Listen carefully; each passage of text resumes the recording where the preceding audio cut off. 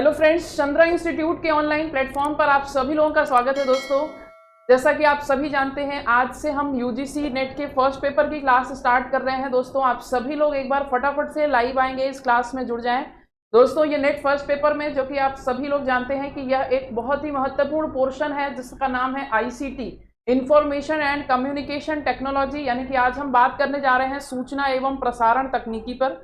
सूचना एवं प्रसारण तकनीकी पर हालांकि एक बहुत ही शॉर्ट सिलेबस दिया हुआ है। आपके जो भी एग्जाम का सिलेबस है, आज तक जब कभी भी परीक्षा हुई है तो यहाँ से प्रश्न जो पूछे जाते हैं वो मैक्सिमम नंबर 5 है, और 5 प्रश्नों के लिए आपको एक शॉर्ट जो है समरी में आईसीटी हमारे द्वारा पढ़ाया जाएगा। तो आप सभी लोग जो किसी भी सब्जेक्ट से यूजीसी का परीक्षा देने जा रहे हैं, या आप सभी जो किसी भी टीचिंग एग्जाम की ऐसी तैयारी कर रहे हैं जहां पर आईसीटी का रोल है, वो आप सभी के लिए यह क्लास कॉमन रूप से इंपॉर्टेंट है। तो सभी लोग फटाफट से जुड़ेंगे, और यहाँ पर सबसे पहले हम डिस्कस करने जा रहे हैं सिलेबस में आपको पढ़ना क्या क्या है। उसके बाद ही हम शुरुआत करेंगे कि आज का आपका टॉपिक क्या होगा जिस पर हम चर्चा करेंगे, और इसी के साथ हम धीरे धीरे आगे की कक्षा को बढ़ाएंगे और आपको डे बाय डे कुछ नया बताएंगे, जिससे आप सभी को निश्चित रूप से फर्स्ट पेपर के एग्जाम में आने वाले क्वेश्चन आपके आसानी से क्वालिफाई हो सके। बहुत बार से यह संस्था बहुत लंबे समय से आपके टीचिंग एग्जाम से रिलेटेड, यूजीसी से रिलेटेड परीक्षाओं की तैयारी कराती आ रही है, और हर बार हमने प्रश्नों को फंसाने का पूरा प्रयास किया है और आपको फंसाया भी है क्वेश्चन के माध्यम से। तो आप निश्चित रूप से अगर हमारे साथ हमारी इस क्लास को हमेशा लेते रहेंगे और जैसा हमने आपको तरीका बताया उस तरह से पढ़ेंगे, तो निश्चित रूप से आप सफल होंगे अवश्य।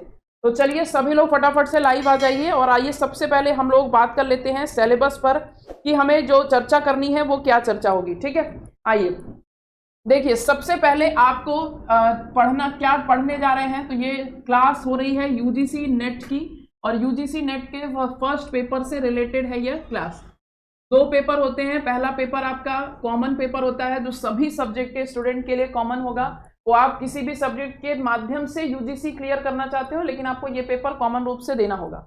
यूजीसी में होने वाले फर्स्ट पेपर में कई सारे अलग अलग सब्जेक्ट है, रिसर्च है, टीचिंग है, मैथमेटिकल ऑपरेशंस है, आंकड़े हैं, जो है रीजनिंग है, कई सारे हैं, जिसमें से जो यहाँ पर डिस्कस होने जा रहा है वो है सूचना एवं प्रसारण तकनीकी। सूचना एवं प्रसारण तकनीकी, और इसमें आपके द्वारा क्वेश्चन जो एग्जाम में आते हैं वो कितने होते हैं, तो यहाँ से 5 क्वेश्चंस एग्जाम में पूछे जाते हैं। 5 क्वेश्चन, ठीक। 5 क्वेश्चन में अगर आप देखें तो सबसे पहले आपको कंप्यूटर में एक ऐसा टॉपिक पढ़ना है जिसके बारे में आप सभी लोगों को हम बताएंगे, और आप यूज इसका सबसे ज़्यादा आजकल भारत में हो रहा है। इंटरनेट का अगर हम देखें तो पूरी दुनिया में चाइना, जापान, इंडिया, यही ऐसी कंट्रियां हैं जो सबसे ज़्यादा इंटरनेट यूज़र के रूप में जानी जाती हैं। लेकिन इंटरनेट के कुछ ऐसे टर्म्स या इंटरनेट कनेक्शन में होने वाली जो भी कार्य हैं, या इंटरनेट कनेक्शन में कौन कौन से महत्वपूर्ण एलिमेंट्स हैं जिनके बारे में आपको जानना है, जिनसे प्रश्न बनते हैं, वो हम आपको यहाँ पर बताएंगे। यानी हम आपको इंटरनेट का ए से लेकर जेड तक बताएंगे। इंटरनेट में ही हम एक और टॉपिक कवर करेंगे। देखिए, इंटरनेट और इंट्रानेट 2 अलग अलग चीजें हैं, दोनों का क्या मतलब है और अलग क्या है, दोनों में इन पर चर्चा होगी। इसके बाद हम बात करेंगे ईमेल से संबंधित कि ये ईमेल क्या होता है। ठीक, सबसे पहले इंटरनेट, फिर ईमेल, और फिर बात होगी इंटरनेट, ईमेल और श्रव्य दृश्य कॉन्फ्रेंसिंग संबंधित बातें। श्रव्य दृश्य कॉन्फ्रेंसिंग संबंधित बातें, तो ये सारी बातें आपको हम पहले टॉपिक में कवर करेंगे। हालांकि आज आपकी यह पहली कक्षा है, और इस पहली कक्षा में हम आपको सिर्फ अवेयर कराना चाहते हैं बेसिक से। सबसे पहले आपको सिलेबस हम इसलिए बताना चाह रहे हैं क्योंकि आपको किसी भी सब्जेक्ट को पढ़ने से पहले उसके बारे में जानना आवश्यक होता है कि आपको पढ़ना क्या है।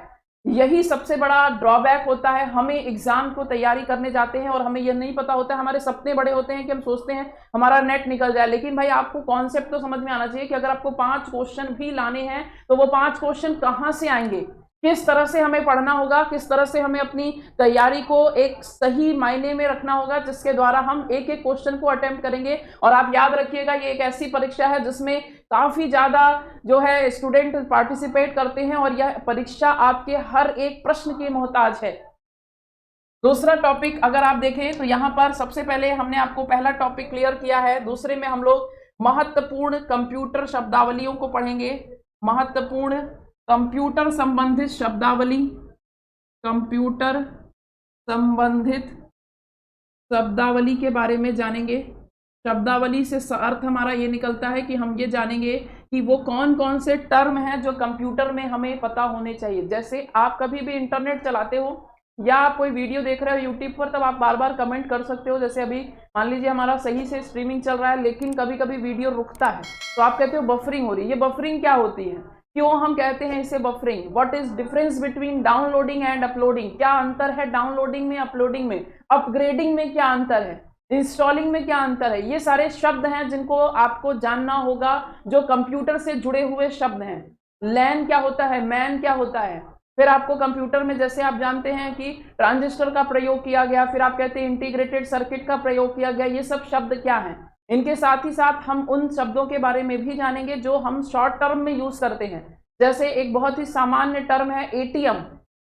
देखो ये सब पूछे गए प्रश्न हैं, ये मत सोचिएगा कि हम आपको बस एक एग्जाम्पल दे रहे हैं। आप ये समझिए कि हम आपको बताना चाहते हैं कि शब्द और किस तरह से परीक्षा में प्रश्न बनते हैं जो आसान होते हुए भी आप कंफ्यूज होते हो। एटीएम के बारे में परीक्षा में पूछा गया तो आधे से ज्यादा लोगों ने गलत किया, क्योंकि आधे से ज्यादा लोग सिर्फ एक फुल फॉर्म जानते थे जिसका नाम है ऑटोमेटेड टेलर मशीन। लेकिन एटीएम का एक अलग फुल फॉर्म है जिसका नाम है असिंक्रोनस ट्रांसफर मोड। यानी कि आपको दोनों शब्द अगर फुल फॉर्म पता होते तभी आप आंसर सही लगा पाते। आंसर ऑप्शन कई सारे दिए थे और चौथा ऑप्शन दिया था इनमें से कोई नहीं। मैंने देखा मेरे ही पढ़ाए स्टूडेंट जिनको मैंने लिखाया भी था, लेकिन वो वहां पर दिमाग स्किप हो गया और उन लोगों ने आसान पाया कि इनमें से कोई नहीं लगा दिया और आगे की ओर बढ़ गए। भाई पढ़ाया हुआ प्रश्न अगर गलत हो जाए तो फिर क्या बात है। तो हम आपको सारे टर्म लिखाएंगे और सारे टर्म का अर्थ ये निकलता है कि हम इंपॉर्टेंट में जितने भी टर्म होंगे वो आपको हम यहाँ पर बताएंगे। ठीक है, क्लियर है सभी को? तो दूसरा पॉइंट हमारा हो गया महत्वपूर्ण कंप्यूटर संबंधित शब्दावली। इसके बाद तीसरा पॉइंट जिसके बारे में हम डिस्कस करेंगे वो है उच्च शिक्षा में डिजिटल पहल।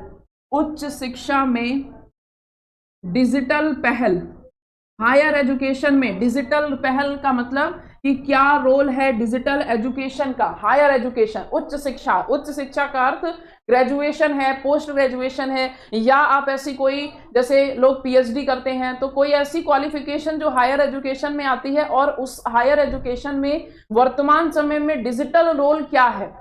आपने देखा है कि हमारे केंद्र सरकार हो, हमारे मानव संसाधन विकास मंत्रालय हो, या हमारी राज्य सरकार हो, या हमारा शिक्षा मंत्रालय जिसको हम अब मानव संसाधन में इंक्लूड कर दिए, तो ये सारे जो है सरकार के द्वारा या इन सारे संस्थानों के द्वारा या आप कहें कि एनसीईआरटी के द्वारा, इस दिल्ली गवर्नमेंट के द्वारा कई सारी ऐसी योजनाएं लाई जा रही हैं, या कई सारे ऐसे एप्लीकेशन हैं, कई सारे ऐसे वेब पोर्टल हैं जिनको हम इंक्लूड कर रहे हैं ताकि हम हायर एजुकेशन को और अधिक मोटिवेट कर सके। स्टूडेंट को हम और अधिक मोटिवेट कर सके कि वो हायर एजुकेशन को अपनाएं और ज़्यादा से ज़्यादा शिक्षित समाज का निर्माण कर सकें। क्या रोल है, कौन से एप्लीकेशन है, कौन से वेब पोर्टल हैं जिनको रिसेंट समय में हमारे भारत सरकार या हमारे एचआरडी मिनिस्ट्री या हमारे दिल्ली गवर्नमेंट या हमारे किसी भी स्टेट गवर्नमेंट के द्वारा इशू किया गया है, जिसके द्वारा समाज का विकास हो सके, छात्र छात्राओं को आपको प्रेरणा मिल सके और छात्र छात्राओं को एक उचित समाज जो है उचित समाज में रहकर उचित व्यवस्था से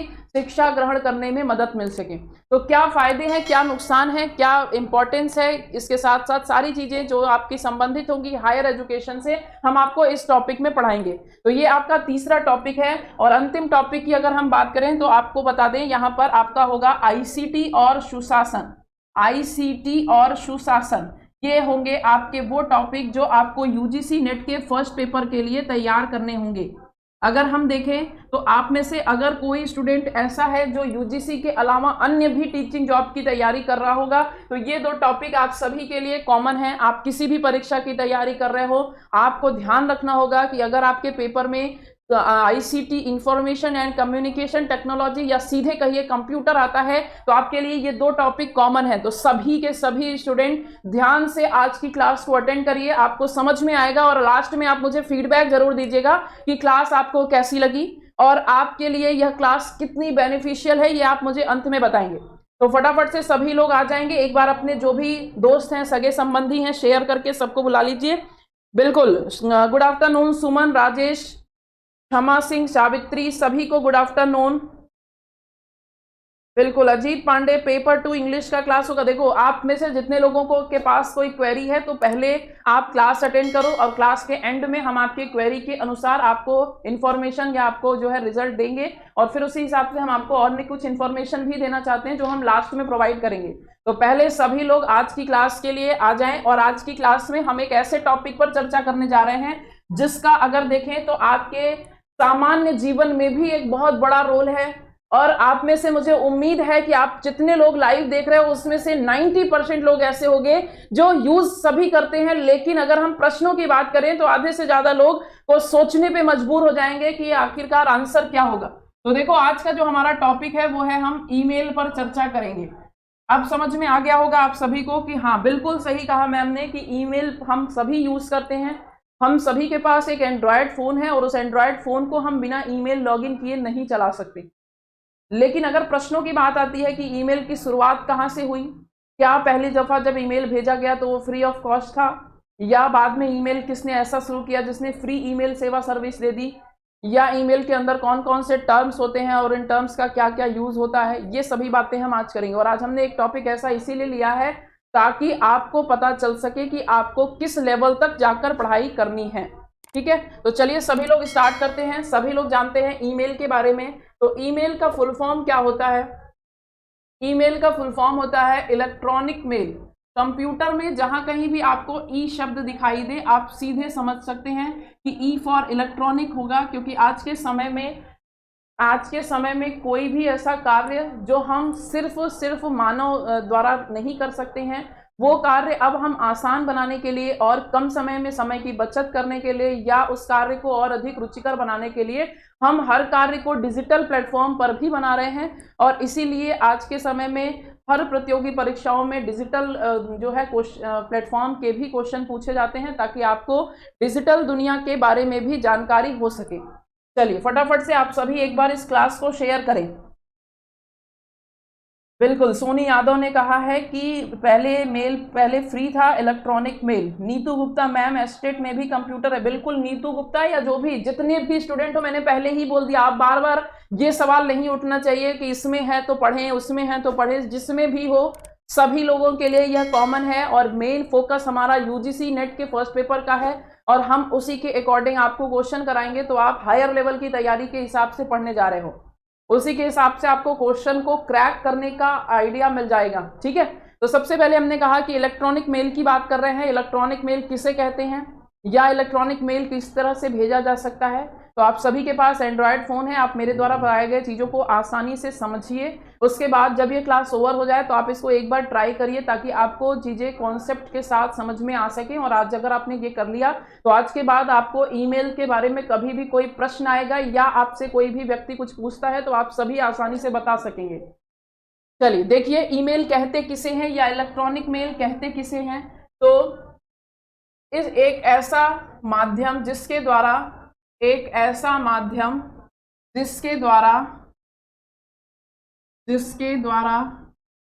हम किसी व्यक्ति को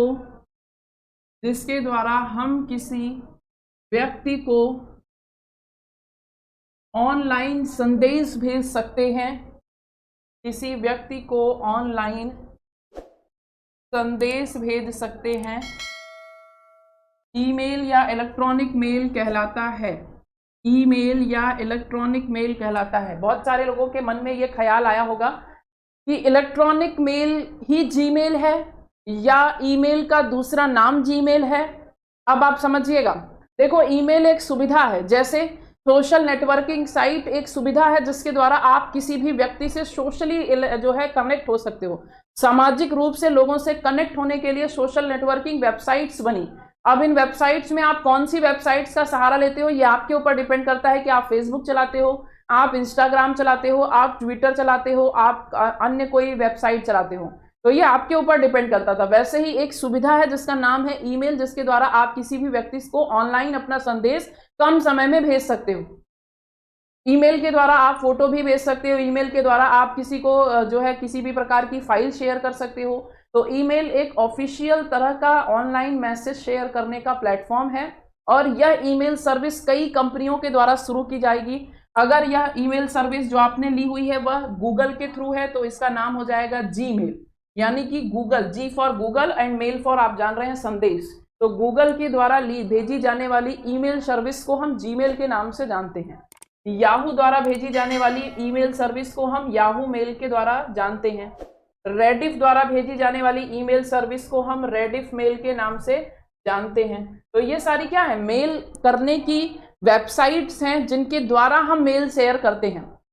जनरली सभी लोग जीमेल बनाते हैं क्योंकि स्टार्टिंग में जीमेल का काफ़ी ज़्यादा जो है हिस्सा रहा और लोग जीमेल के बारे में ज़्यादा जानते हैं, इसलिए हम जनरली जीमेल का प्रयोग करते हैं, गूगल द्वारा मेल का इस्तेमाल करते हैं। आप कभी भी अपने फ़ोन में देखोगे तो आपके फ़ोन में जो आइकन बना होगा उस पर जीमेल नहीं लिखा रहता है, उस पर लिखा रहता है मेल। अब आप किस तरह का मेल यूज़ कर रहे हो वो आपके ऊपर डिपेंड करता है। जो आपके पास आइकन है उस पर सिर्फ और सिर्फ मेल लिखा है।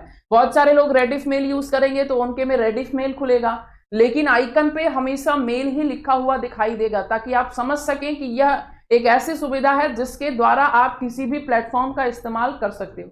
ठीक है, क्लियर, समझ में आ रहा है?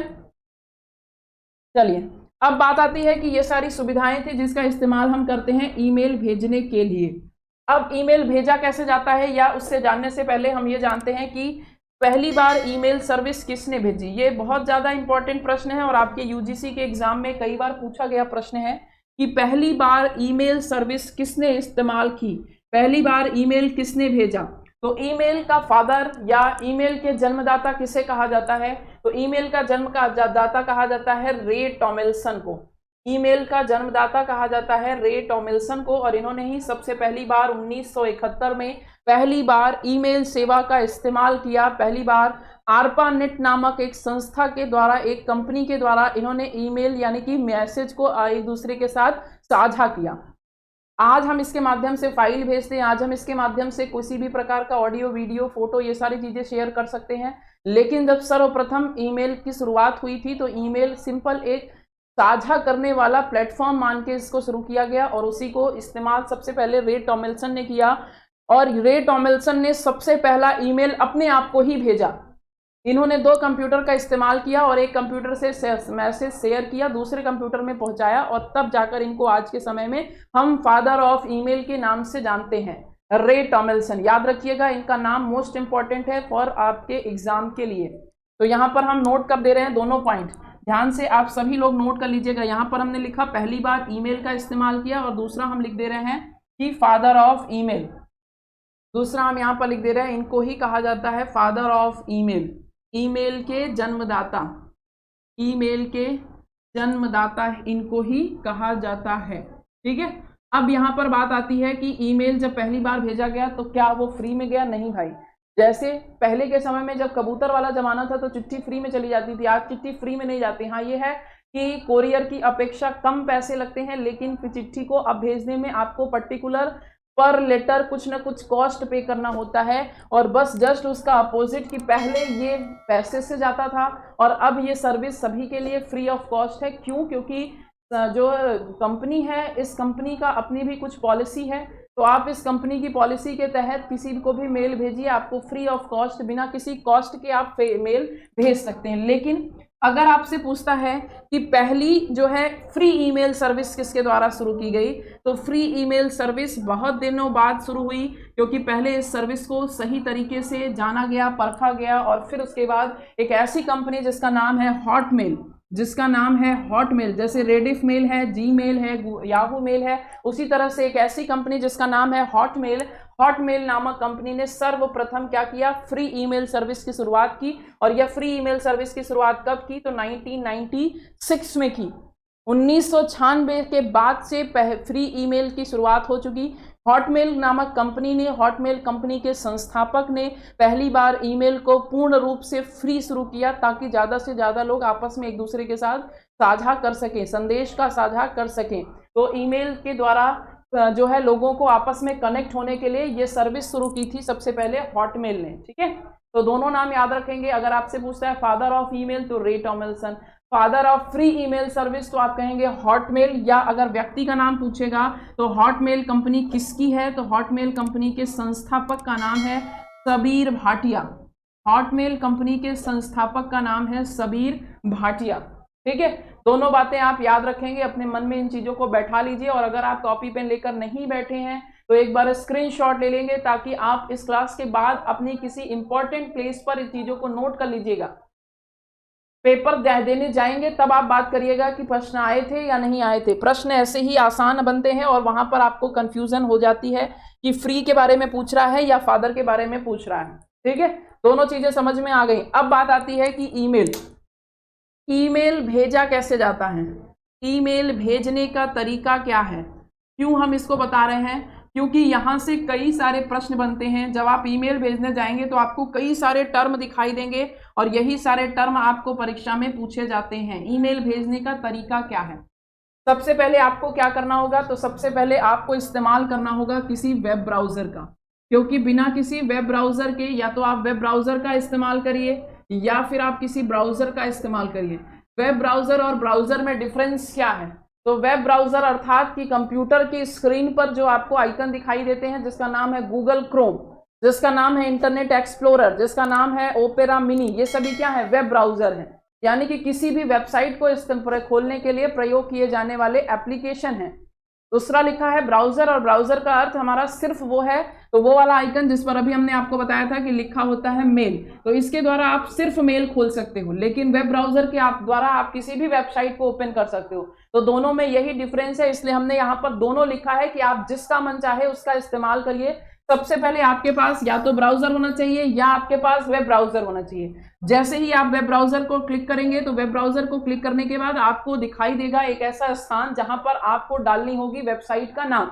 तो यहां पर आप वेबसाइट का नाम क्या डालेंगे, www.gmail.com। हमारे पास जीमेल की वेबसाइट ईमेल है, हमारे पास जीमेल की ईमेल आईडी है, या अगर आपके पास नहीं है तो आप अकाउंट बनाने जा रहे हैं। हमने कहा पहले ही आपसे कि जीमेल एक बहुत ही कॉमन वेबसाइट है जिसका इस्तेमाल आधे से ज्यादा दुनिया कर रही है। तो हम जीमेल का ही इस्तेमाल करते हुए आपको बताएंगे कि कैसे आप अकाउंट क्रिएट करेंगे, या अगर आपका अकाउंट आपके पास है तो आप कैसे लॉगिन करेंगे। अभी पूरी बात समझना, बाद में हम आपको बताएंगे प्रश्न कैसे बनेंगे। तो अब आपने वेब ब्राउजर का इस्तेमाल किया, फिर आपने वेबसाइट ओपन की जिसका नाम है www.gmail.com। जब आपने वेबसाइट ओपन की तो आपको दो ऑप्शन मिलेंगे, जिसमें सबसे पहला ऑप्शन होगा लॉगिन का और दूसरा ऑप्शन होगा साइन अप का। ठीक, दूसरा ऑप्शन होगा साइन अप का। अगर आपके पास ऑलरेडी अकाउंट है, अगर आपके पास ऑलरेडी अकाउंट है तब आप क्या करेंगे, जो है लॉगिन करेंगे। ऑलरेडी अकाउंट है तो लॉगिन करिए, और अगर नहीं अकाउंट है तो आप क्या करेंगे, क्रिएट करेंगे, तो आप साइन अप करिएगा। ठीक, बात समझ गए। अगर आपके पास अकाउंट है तो लॉगिन करिए, नहीं है आपको अकाउंट बनाना है तो आप साइन अप करिए।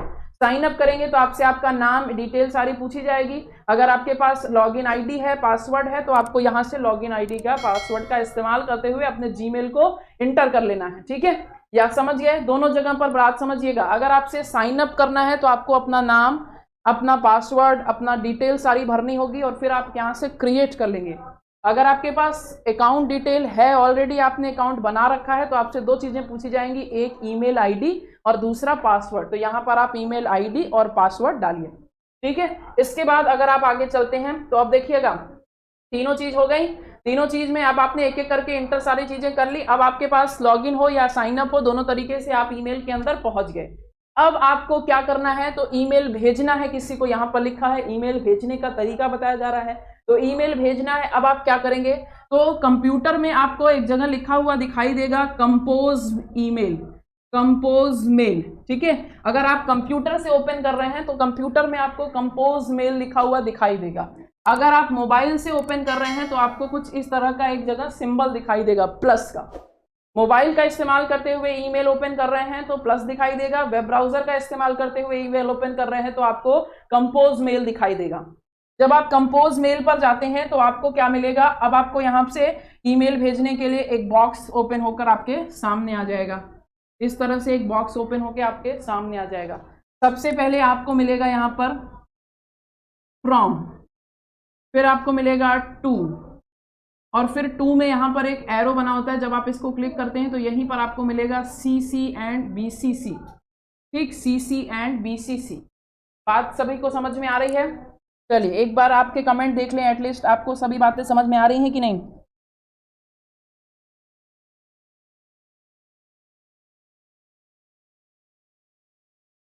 शालिनी बताइए आपको क्या डाउट है बेटा।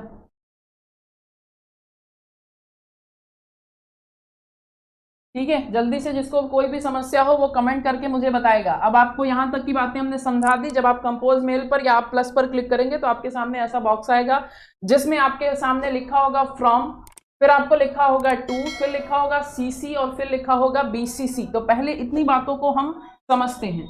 यहाँ तक की बात आप समझ चुके हैं। देखिए ये इस तरह का बॉक्स आपके सामने आ गया है। अब आपको इसमें एक एक करके चीजों के बारे में समझना है। फ्रॉम का अर्थ होता है या टू लिखा है, जो भी ऊपर नीचे आपको कंफ्यूज नहीं होना है, फ्रॉम लिखा है या टू लिखा है। ठीक, तो आप फ्रॉम का अर्थ कि आप भेज रहे हो, और आप भेज रहे हो तो आपकी ईमेल आईडी अपने आप लिखकर आ जाएगी abc@gmail.com। ये किसकी है? आपकी, यानी कि हम भेज रहे हैं तो हमारी ईमेल आईडी है। हम भेज रहे हैं तो हमारी ईमेल आईडी है और वो आपकी ईमेल अपने आप एग्जिस्ट कर लेता है। उसको आपको इंटर करने की आवश्यकता नहीं है, वो ऑलरेडी इंटर कर लेगा क्योंकि वो आपके ही ईमेल के द्वारा आपने कंपोज मेल सेलेक्ट किया है। अब आपके पास ऑप्शन दिया हुआ है टू। आपसे प्रश्न पूछता है कि ईमेल भेजने वाले व्यक्ति का ईमेल आईडी कहां पर इंटर किया जाएगा, तो आप बोलेंगे टू के अंदर, क्योंकि टू के अंदर दो अन्य शब्द दिखाई दे रहे हैं जिसमें से एक है सीसी और दूसरा है बीसीसी। तो आपको ये समझना होगा कि टू में किसका नाम लिखा जाता है, तो सेंड करने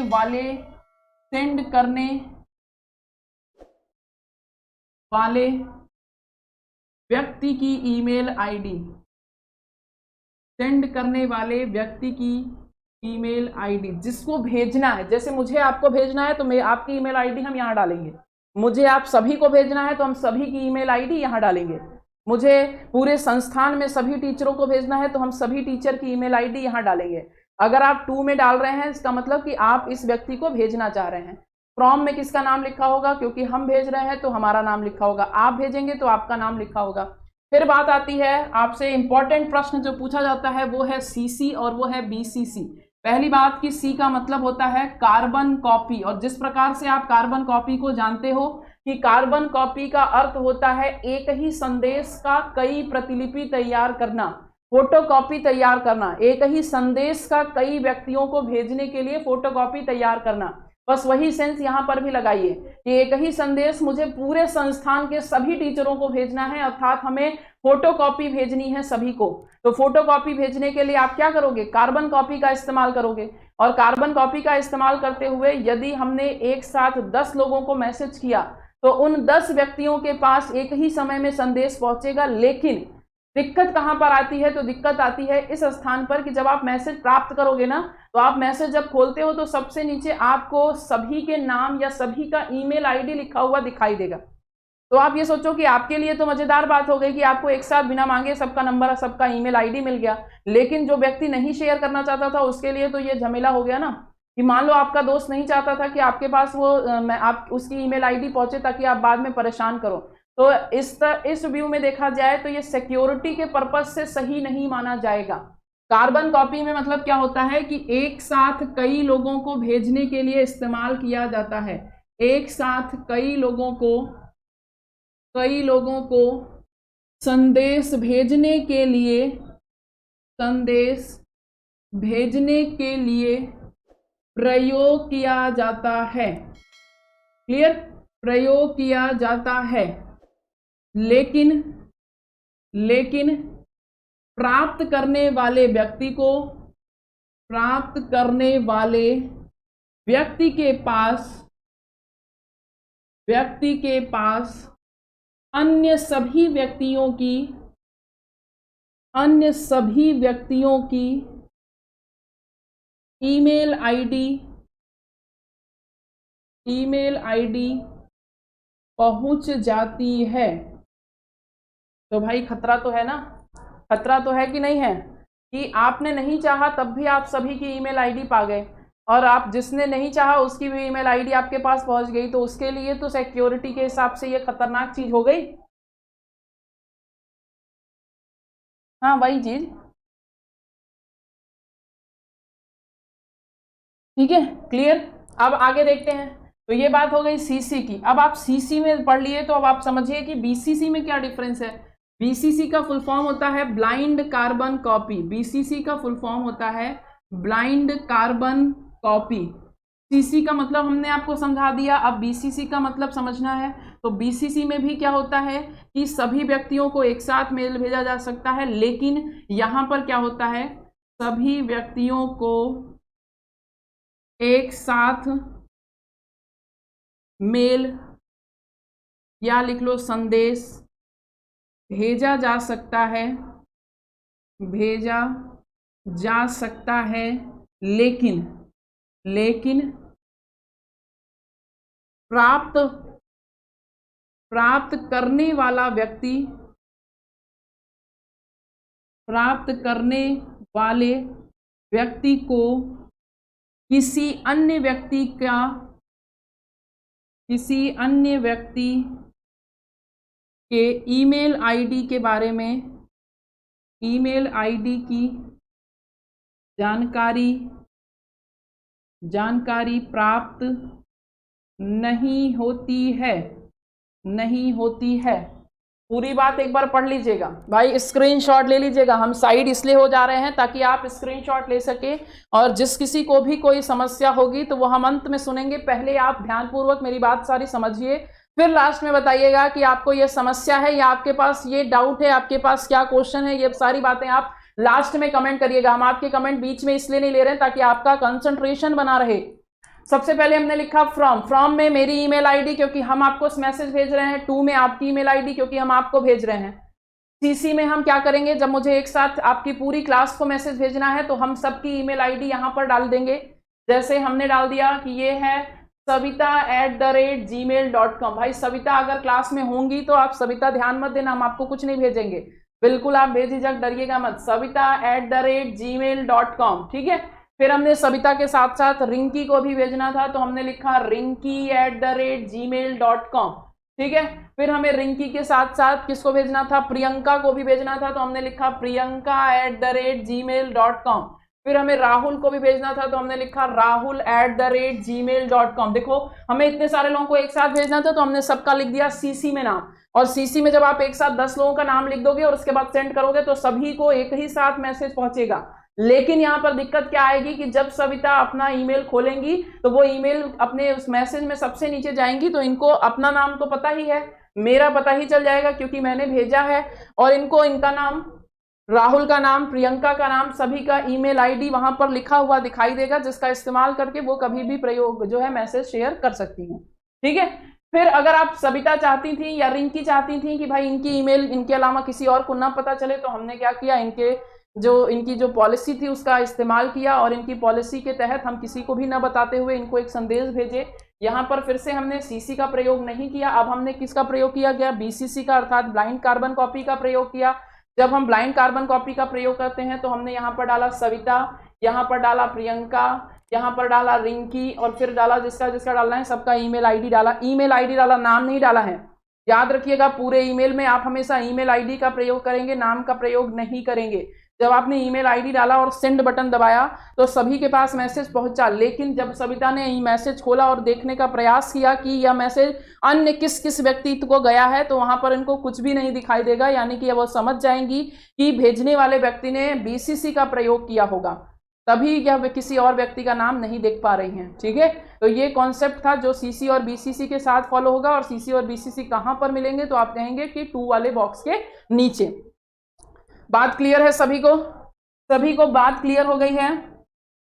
बिल्कुल, चलिए बहुत बढ़िया, बात सभी को समझ में आ गई है, सभी एग्री कर चुके हैं, स्क्रीनशॉट ले लिया होगा आप सभी ने। अब हम आगे की ओर बढ़ते हैं, और अगर मैसेज आप कर रहे हो, जो ये वाला काम आपने देखा था ना, ये वाला, इसमें बॉक्स में आपको सीसी और बीसीसी के नीचे यहाँ पर लिखा दिखाई देगा सब्जेक्ट, यहाँ पर लिखाई दिया देगा सब्जेक्ट, और फिर यहाँ पर भी एक बॉक्स बनकर आता है जिसमें आप मैसेज लिखते हो कि बहुत दिनों बाद तुम्हारी क्लास मुझे प्राप्त हुई, आज मुझे बहुत अच्छा लगा पढ़कर, यूजीसी नेट का फर्स्ट पेपर आज मुझे अच्छा लगा पढ़कर, ये सारे मैसेज आपने लिखा।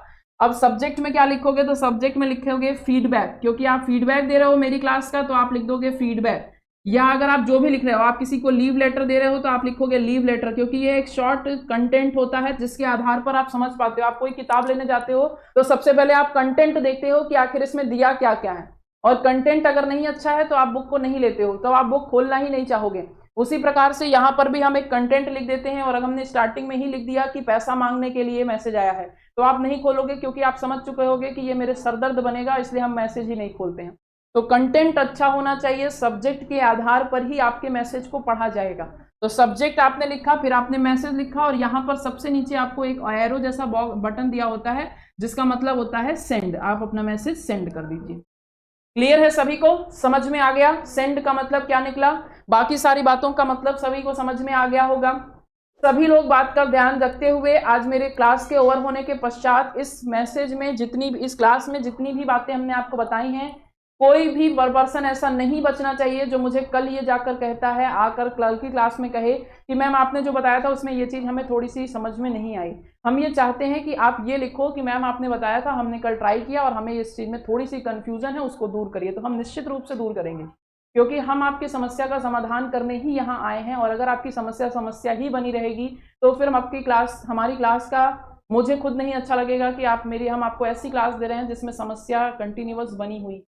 तो आप हमारी जो है क्लास का फ़ायदा तभी उठा पाएंगे जब आप हमारे द्वारा बताए गए तरीके से क्लास को अटेंड करेंगे। ईमेल भेजते हैं ना, तो आपको इतनी सारी चीज़ें हमने आपको बता दी हैं। आज आपके लिए इतना ही काफ़ी होगा, क्योंकि हम नहीं चाहते कि आपको एक साथ सारी चीज़ें उड़ेल दी जाएं और फिर आपके पास कन्फ्यूज़न बनी रह जाए। आज आप इसे ट्राई करिए, इसके आधार पर आप मुझे बताइए कि आपको क्या चीज़ समझ में आई, क्या नहीं समझ में आई। हम आपको आज एक और ऐसा शब्द बताने जा रहे हैं जो आपसे परीक्षा में पूछा जाता है, और वह भी आपके लिए एक कंफ्यूजिंग पॉइंट हो सकता है, जिसका नाम है स्पैम। ये स्पैम क्या होता है? मोस्ट इंपॉर्टेंट है। स्टार लगा रहे हैं, इसका मतलब यही है, स्टार का मतलब मोस्ट इंपॉर्टेंट होता है, ये आप सभी जानते हैं। ध्यान से सुनिएगा, एक लास्ट पॉइंट है, इसके बाद हम आज की क्लास को समाप्त करेंगे और आपकी समस्याओं को सुनते हुए समाप्त करेंगे। तो आप सभी के कमेंट हम लास्ट में लेंगे। बिल्कुल ध्यानपूर्वक एक बात और, एक पॉइंट और समझिए। स्पैम क्या होता है? जिस प्रकार से आपके मोबाइल में किसी कंपनी का मैसेज आता था तो आप क्या करते थे? डीएनडी एक्टिवेट कराते थे। उसी प्रकार से कंप्यूटर में ईमेल के अंदर अनचाहे मैसेज को रखने के लिए एक अलग सा स्पेस बना हुआ है, और उस अलग से स्पेस को ही हम स्पैम के नाम से जानते हैं। यानी कि आपके मोबाइल में ईमेल है, और ईमेल में जितने भी गंदे, मतलब जैसे एडवर्टीजमेंट वाले मैसेज आते हैं या ऐसे मैसेज जिनको आप नहीं चाहते हो, उन सभी मैसेज को आप यहाँ पर एकत्रित करके रख सकते हो। अर्थात आप ये कह सकते हो कि स्पैम एक ऐसा स्थान, एक ऐसा जो है बॉक्स है जिसके अंदर हम सभी अनचाहे मैसेज को एकत्रित करके रख सकते हैं। तो स्पैम क्या होता है, स्पैम के बारे में लिख लीजिएगा कि अनचाहे व्यक्ति या कंपनी द्वारा प्राप्त किया गया मैसेज स्पैम कहलाता है। स्पैम को अन्य कई नामों से भी जाना जा सकता है, जैसे अनसॉलिसिटेड मेल। अनसॉलिसिटेड मतलब वही है, लेकिन बस नाम अलग अलग हैं। जैसे इंग्लिश में एक शब्द के कई अर्थ होते हैं, इंग्लिश में एक शब्द को अन्य कई पर्यायवाचियों से जाना जा सकता है, उसी तरह से नाम एक है, अर्थ एक है, बस हम अलग अलग तरीके से इसको प्रोनाउंशिएट करते हैं। अनसॉलिसिटेड मेल, जंक ईमेल, जैसे जंक फूड होता है ना, गंदी चीजें जो खाने पीने में आपको नुकसान करें, उसी प्रकार से ऐसा ईमेल जो आपके लिए नुकसानदायक हो, जंक ईमेल। फिर आप कहेंगे क्या, तो यहां पर हो जाएगा अनवांटेड मेल। ये सभी अर्थ एक हैं, ठीक है। तो स्पैम क्या होता है, अब आप कहेंगे कि ये सारी चीजें क्या कहलाएंगी? स्पैम कहलाएंगी। कहां पर मिलेगा? तो ये भी आपका कहां पर मिलेगा, यहां पर आइए समझा देते हैं एक बार पहले। जहां पर हमने आपसे बोला था ना कि साइन अप करेंगे तो आपको कंपोज मेल, वहीं पर अगर आप साइन अप करते हैं तो आपको एक जगह मिलेगा इनबॉक्स, फिर आपको मिलेगा सेंट आइटम्स, आउटबॉक्स, ड्राफ्ट, यहीं पर एक मिलेगा स्पैम। तो ये ऐसे दिखाई देगा, ठीक है। क्लियर? सभी लोग समझ गए? अब फटाफट नोट कर लीजिएगा स्पैम के बारे में, और स्पैम एक इम्पॉर्टेंट पॉइंट है। अब आप में से जितने की भी स्टूडेंट के पास कोई डाउट है, कोई समस्या है, कोई क्वेश्चन है, तो फटाफट से कमेंट करके बताइएगा। स्पैम का फुल फॉर्म क्या होगा? एनबी विश्वकर्मा ऑलरेडी, देखो स्पैम का मतलब होता है unsolicited mail. Spam is already a full form. Spam जैसे हम कहते हैं ना स्कैम, SCAM और SPAM। स्कैम मतलब क्या होता है? घोटाला। स्कैम मतलब घोटाला। तो हम स्कैम का फुल फॉर्म तो नहीं जानते ना, क्योंकि हम जानते हैं कि ये ऑलरेडी एक फुल फॉर्म में है। उसी प्रकार से स्पैम मतलब क्या होता है कि अनचाहा मैसेज। तो ऐसी चीजें आप फुल फॉर्म में ही हैं, इसका आपको डाउट नहीं रखना है अपने मन में कि spam is a short form. ठीक है, अच्छा कौशिक कह रहे हैं कि ma'am bring you back. Okay, good afternoon. देखो कौशिक, वो भी मे बी नेक्स्ट मंडे से आपकी क्लास चलने लगेगी। ठीक है, क्लियर कौशिक? या आप में से जितने भी लोग सुबह की क्लास के लिए परेशान हो वो ध्यान से सुन लो। आज है ट्यूसडे है शायद आज, और अगले बस ये जो आने वाला मंडे है ये आपके लिए फिर से क्लास स्टार्ट हो जाएगी। तो निश्चिंत रहिएगा, मोस्ट प्रोबेबली मंडे से आपकी क्लास स्टार्ट हो जाएगी। और जब भी क्लास स्टार्ट होनी होगी उसके एक दिन पहले आपको टेलीग्राम के थ्रू इन्फॉर्मेशन प्रोवाइड करी जाएगी। तो टेलीग्राम से आप जुड़े रहिएगा। जितने भी लोग नहीं जुड़े हो वो भी अब जाकर चंद्रा इंस्टीट्यूट इलाहाबाद नाम से टेलीग्राम चैनल ज्वाइन कर लो, क्योंकि इस संस्थान से संबंधित सभी इंफॉर्मेशन आपको उसी टेलीग्राम चैनल के माध्यम से मिलेगी। बाकी आप सभी इस क्लास को अटेंड किए, आपको क्लास कैसी लगी एक बार कमेंट करके बताइएगा। बाकी ये ध्यान से सुन लीजिए कि आप किसी भी परीक्षा की टीचिंग से रिलेटेड तैयारी कर रहे हो तो हमारी संस्था यहाँ पर आपके लिए, आपके साथ के लिए, आपकी परीक्षा के लिए बनी हुई है। आप ध्यान से यहाँ पर अच्छे से पहले डेमो क्लास लीजिए, जो भी आपको क्लासेस दी जा रही हैं उसको समझिए और फिर अपने हिसाब से अपना जो है स्वयं निर्णय लीजिए। ठीक, दूसरी बात कि आपको मैथ की एक पवन सर की बुक जो आपके लिए मतलब सर ने लिखी है, अपने हाथों से बनाई है, वह बुक आपके ही बेनिफिट के लिए यहाँ पर संस्था की ओर से ऑनलाइन प्रोवाइड की जा रही है। तो आप उस बुक को चाहें तो ऑनलाइन माध्यम से परचेज कर सकते हैं। किस प्रकार से परचेज करना है उसकी भी इंफॉर्मेशन आपको टेलीग्राम पर प्रोवाइड की गई है आशीष सर के द्वारा। उसका एक पर्टिकुलर वीडियो बनाकर आपको इंफॉर्मेशन प्रोवाइड की गई है। बाकी आप संस्थान से जुड़े हुए हैं तो आपको संस्थान के संबंध में सारी जानकारियां होंगी। कल यह क्लास अपने इसी समय पर चलेगी, तो जिस किसी को भी ईमेल से जुड़े अन्य बातें जाननी है तो वो कल निश्चित रूप से आएगा। बिल्कुल, धन्यवाद आप सभी का, धन्यवाद रिंकी, ब्रिजभूषण, प्रियव्रत और खुर्शीद मोहम्मद, बिल्कुल धन्यवाद। ठीक है, चंद्र प्रकाश, फीस के बारे में इंफॉर्मेशन आप टेलीग्राम से देख लीजिए।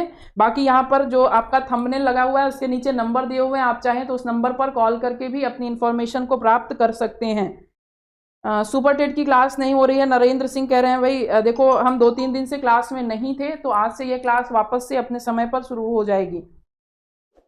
ठीक है, चलिए धन्यवाद आप सभी का, आप सभी को ऑल द बेस्ट। आप सभी का भविष्य में होने वाली सभी परीक्षाओं में आप सफल हों। हम कल मिलेंगे, तब तक के लिए सभी को धन्यवाद। Have a good day.